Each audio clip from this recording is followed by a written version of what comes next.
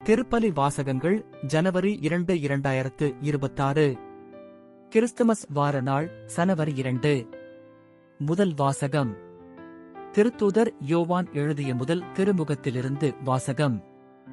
அன்பிற்குரியவர்களே, இயேசு மெசியா அல்ல என்று மறுப்போரைத் தவிர வேறு யார் பொய்யர்? தந்தையையும் மகனையும் மறுப்போர்தாம் எதிர்கிறிஸ்துகள். மகனை மறுதலிப்போர் தந்தையை ஏற்றுக்கொள்வதில்லை, மகனை ஏற்று அறிக்கையிடுவோர் தந்தையையும் ஏற்றுக்கொள்கின்றனர். தொடக்கத்திலிருந்து நீங்கள் கேட்டறிந்தது உங்களுள் நிலைத்திருக்கட்டும். தொடக்கத்திலிருந்து நீங்கள் கேட்டறிந்தது உங்களுள் நிலைத்திருந்தால் நீங்கள் மகனுடனும் தந்தையுடனும் இணைந்திருப்பீர்கள். அவரே நமக்கு வாக்குறுதி அளித்துள்ளார். அவ்வாக்குறுதி நிலைவாழ்வு பற்றியதாகும். உங்களை ஏமாற்றுகிறவர்களை மனத்தில் கொண்டு இவற்றை உங்களுக்கு எழுதியுள்ளேன்.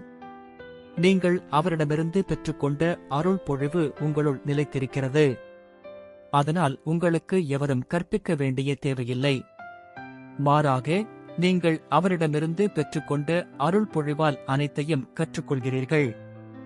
அவ்வருள் பொழிவு உண்மையானது, பொய்யானது அல்ல. நீங்கள் கற்றுக்கொண்டதற்கேற்ப அவரோடு இணைந்து வாழுங்கள்.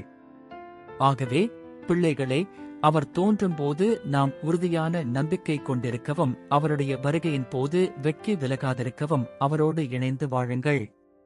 ஆண்டவரின் அருள்வாக்கு. இறைவா, உமக்கு நன்றி. பதிலுரை பாடல். பல்லவி. உலகெங்குமுள்ள அனைவரும் நம் கடவுள் அருளிய விடுதலையைக் கண்டனர்.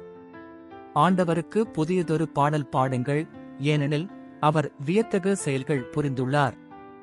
அவருடைய வலக்கரமும் புனிதமிகு புயமும் அவருக்கு வெற்றியை அளித்துள்ளன. பல்லவி. உலகெங்குமுள்ள அனைவரும் நம் கடவுள் அருளிய விடுதலையைக் கண்டனர். ஆண்டவர் தம் மீட்பை அறிவித்தார், பிற இனத்தார் கண்முன்னே தம் நீதியை வெளிப்படுத்தினார். இஸ்ரேல் வீட்டாருக்கு வாக்களிக்கப்பட்டு தமது பேரன்பையும் உறுதிமொழியையும் அவர் நினைவு கூர்ந்தார். பல்லவி. உலகெங்குமுள்ள அனைவரும் நம் கடவுள் அருளிய விடுதலையைக் கண்டனர். உலகெங்குமுள்ள அனைவரும் நம் கடவுள் அருளிய விடுதலையைக் கண்டனர். உலகெங்கும் வாழ்வோரே, அனைவரும் ஆண்டவரை ஆர்ப்பரித்து பாடுங்கள். மகிழ்ச்சியுடன் ஆர்ப்பரித்து புகழ்ந்தேத்துங்கள். பல்லவி. உலகெங்குமுள்ள அனைவரும் நம் கடவுள் அருளிய விடுதலையைக் கண்டனர்.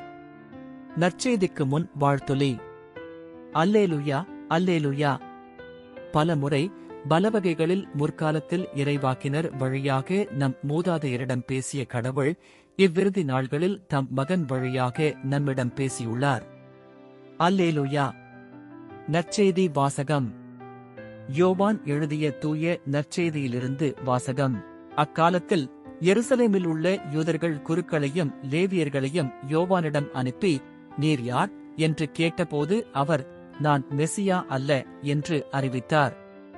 இதை அவர் வெளிப்படையாக கூறி மறுக்காமல் ஒப்புக்கொண்டார்.